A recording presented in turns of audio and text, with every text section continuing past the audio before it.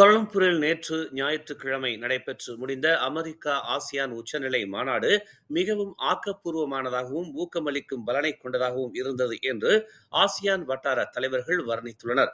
அமெரிக்க அதிபர் Donald Trump உடனான இம்மாநாடு நல்ல முறையில் நடைபெற்று முடிந்ததாக அதில் கலந்து கொண்ட பின்னர் மண்டபத்தை விட்டு வெளியேறும் போது பிரதமர் டதஸ்ரீ அன்வார் இப்ராஹிம் செய்தியாளர்கள் மத்தியில் தெரிவித்தார்.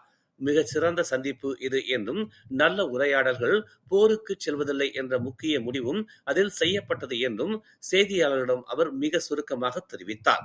அமெரிக்காவுக்கும் ஆசியான் நாடுகளுக்கும் இடையிலான தொடர்ச்சியான ஈடுபாடு மிகவும் ஆதரவளிக்கும் வகையில் இருந்தது என்று இந்தோனேசிய அதிபர் பிரபோவோ சுபியாந்தோ கூறினார்.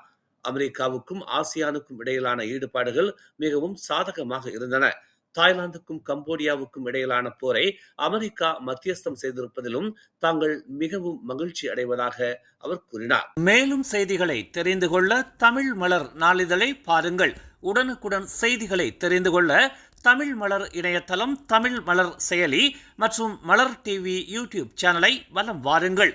எங்களோடு இணைந்திருக்க மலர் டிவியை பதிவு செய்து கொள்ளுங்கள். உறவுகள் மகிழ்ந்திட விருப்பம் மற்றும் பகிர்வு சேவையை சொடுக்கிடுங்கள்.